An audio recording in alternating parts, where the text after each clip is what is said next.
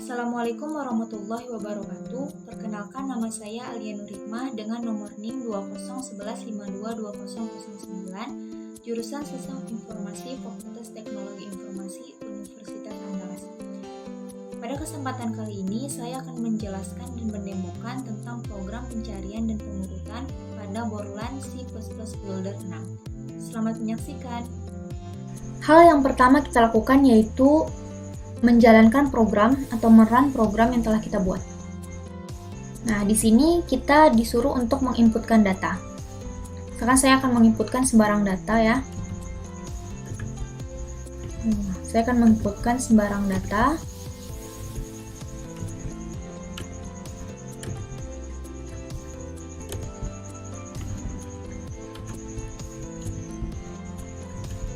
Nah, saat data yang kita inputkan telah mencapai batas maksimal, maka akan muncul pop-up pesan tidak ada ruang yang tersedia. Artinya, kita tidak dapat lagi menginputkan data dikarenakan telah mencapai batas maksimal. Oke. Dalam melakukan pengurutan data, saya melakukan bubble sort. Ada dua keadaan, ada ascending dan ada descending. Ascending yaitu pengurutan menaik dan descending pengurutan menurun. Bubble sort yaitu metode pengurutan di mana membandingkan dua bilangan pertama seperti ini. Saya telah memiliki 6 buah data di mana data ini telah teracak ya atau tidak terurut. Pada metode bubble sort ini akan membandingkan dua bilangan 5 dengan 8 dibandingkan. Jika telah terurut maka akan membandingkan dua bilangan setelahnya lagi. Namun jika belum, maka antara bilangan 5 dan 8 itu akan bertukar posisi. Nah, 5 dan 8 di sini kan sudah terurut. Maka selanjut ke yang lainnya, yaitu 8 dengan 6. Maka kita menukarkan posisi 8 dengan 6 ini agar terurut. Gitu. Selanjutnya 8 dengan 2. Belum terurut. Ini 2. Ini 8. Ini belum 8 dengan 1 belum terurut, maka ini 8. Ini 1. 8 dengan 4 belum terurut, maka ini 4. Maka ditukar ya. Ini 8. Ini yaitu langkah pertama. Nah, langkah pertama yang artinya kita memiliki beberapa langkah lagi yaitu sebanyak data yang kita miliki. Jadi kita mengurutkan data dengan bubble sort ini sebanyak data yang kita miliki. Kita mempunyai 6 data, maka kita melakukan 6 langkah untuk mengurutkan data tersebut. Seperti itu. Seperti itu metode dari bubble sort.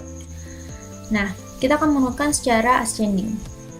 Nah, data akan terurut dari yang terkecil ke yang terbesar. Sedangkan descending, data akan terurut dari yang terbesar ke yang terkecil. Seperti itu. Selanjutnya kita akan mencari data. Misalkan saya akan mencari data 2. Di mana data 2 berada? Saat kita menekan tombol search, maka akan muncul pop-up seperti ini. Data ditemukan.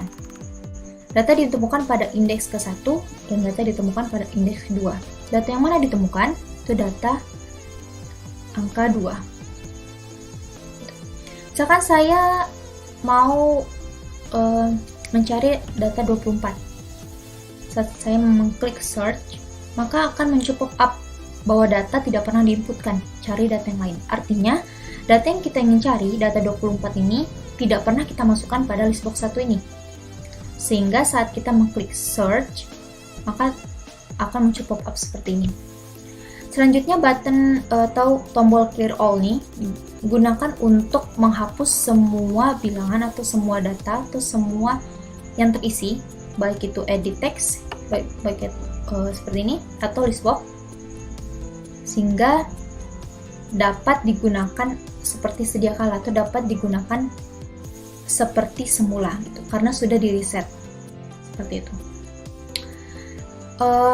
Mungkin segitu pengenalannya. Selanjutnya tentang codingannya.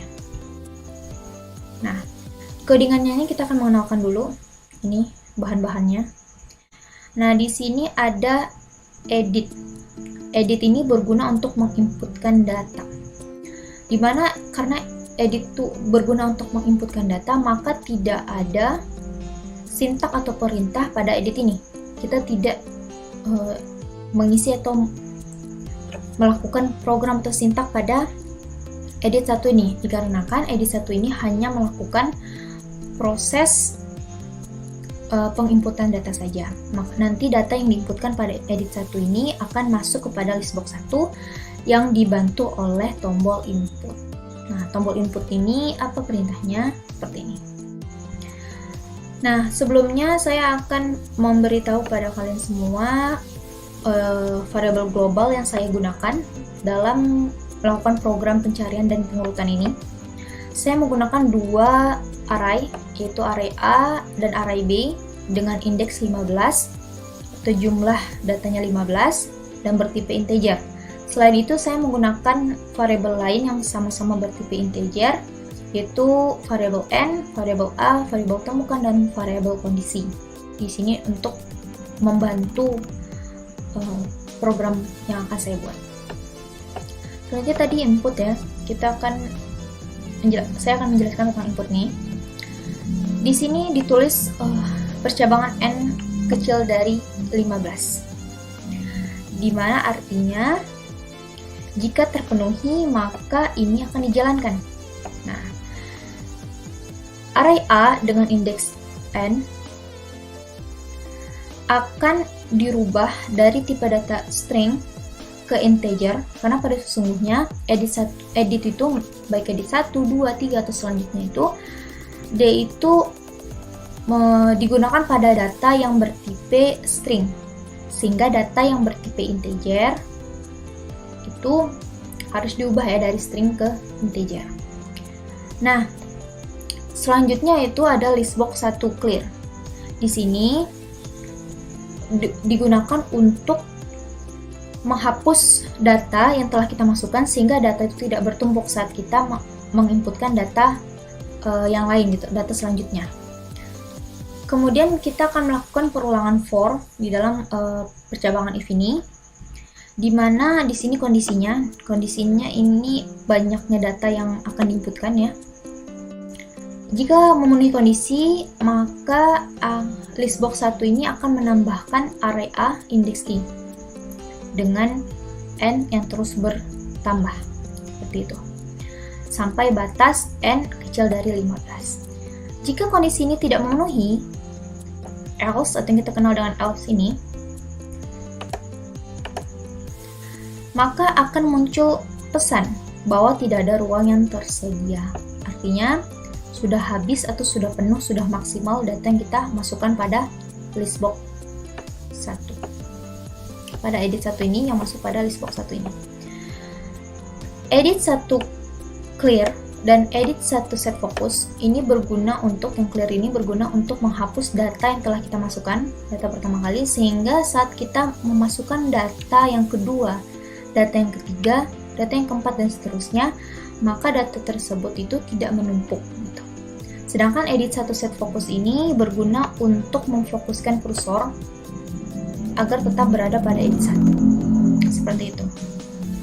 Coba kita jalankan programnya.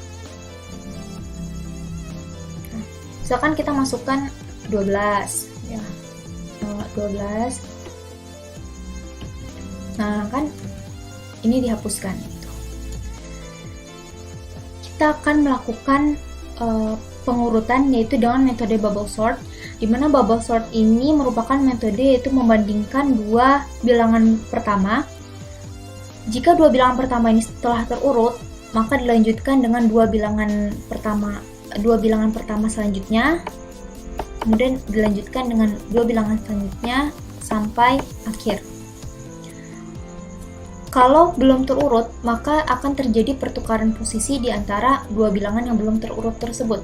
Misalkan 6 dengan 5 kan belum terurut, maka 6 akan menggantikan posisi 5 dan 5 akan menggantikan posisi 6. Begitu seterusnya sampai ini selesai terurut seperti itu.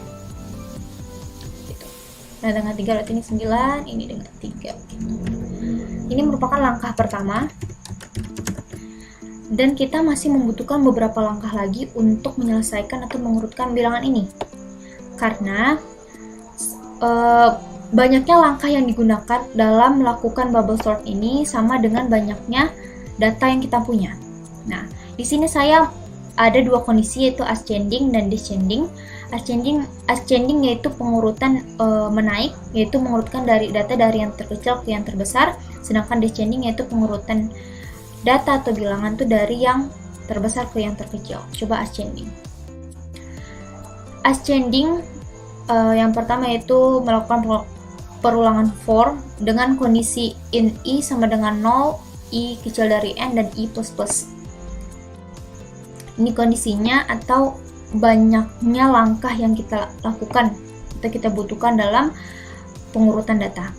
Nah, dan akan dibandingkan dengan perulangan for in j sama dengan 1, j kecil dari n, dan j plus plus, di mana j dimulai dari 1 dan sampai dengan n atau batasnya kecil dari n, dan j terus bertambah pada kondisi setelahnya.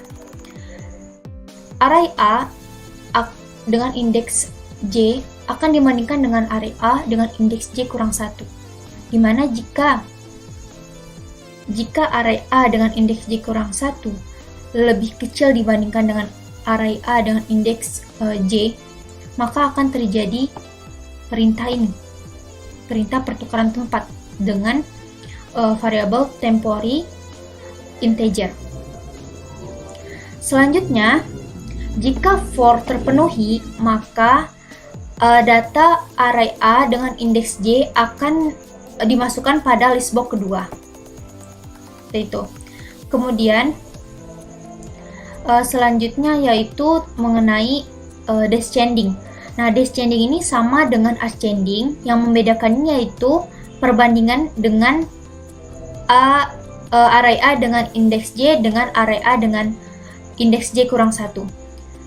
Jika A dengan indeks j kurang 1 ini lebih kecil daripada dengan A dengan indeks j, maka tidak terjadi pertukaran tempat. Jika sebaliknya, maka akan terjadi pertukaran tempat, sehingga list box 2 akan terisi oleh data array A dengan indeks j. Seperti itu. Kita akan menginputkan data. Di sini kita akan membuktikan ascending dan descending ini. Nah, ascending yaitu pengurutan menaik dan descending yaitu pengurutan menurun. Kita akan membuktikannya. Nah, ascending dan descending. Nah, sudah kan? Kemudian pada ascending dan descending ini saya mendeklarasikan list box 2 clear, yang artinya akan menghapus setelah dilakukan program running atau program menjalankan hapus. Di sini kan saya hanya menggunakan satu list box untuk ascending dan descending. Maka ascending ini saya akan menghapuskan setelah melakukan program ascending ini akan dihapuskan, sehingga saat melakukan perintah descending, list box ini telah kosong dan diganti dengan descending seperti itu. Selanjutnya saya akan melakukan deklarasi dengan si search ini. Nilai temukan akan diubah dari tipe string ke integer, karena edit 2 itu hanya untuk string, sama seperti tadi edit 1, maka akan diubah ke integer. Kemudian lakukan perulangan for dengan kondisi in b sama dengan 0, b kecil dari n dari banyaknya data, dan b terus bertambah pada kondisi yang setelahnya. Kemudian lakukan perulangan if di dalam perulangan for. Jika if temukan array A dengan indeks B, maka akan dilakukan perintah ini, yaitu perintah kondisi sama dengan 1, atau data yang kita cari tadi itu, data berapapun yang kita cari itu akan ditemukan. Maka nilai array B dengan indeks A akan dimasukkan dengan nilai array A dengan indeks B. Maka nilai B akan dimasukkan pada list box 3, dan nilai array B dengan indeks A akan dimasukkan pada list box 4, dengan A yang terus bertambah pada pada kondisi setelahnya. Jika kondisi sama dengan 1 atau jika kondisi ditemukan yang tadi itu, maka akan muncul pesan bahwa data telah ditemukan. Namun jika kondisinya lain atau kondisi bernilai 0, kondisi 0, maka akan muncul pesan bahwa data tidak pernah diinputkan. Artinya data yang dicari tidak akan pernah ditemukan karena tidak pernah diinputkan, seperti itu. Kalau kita run programnya seperti ini.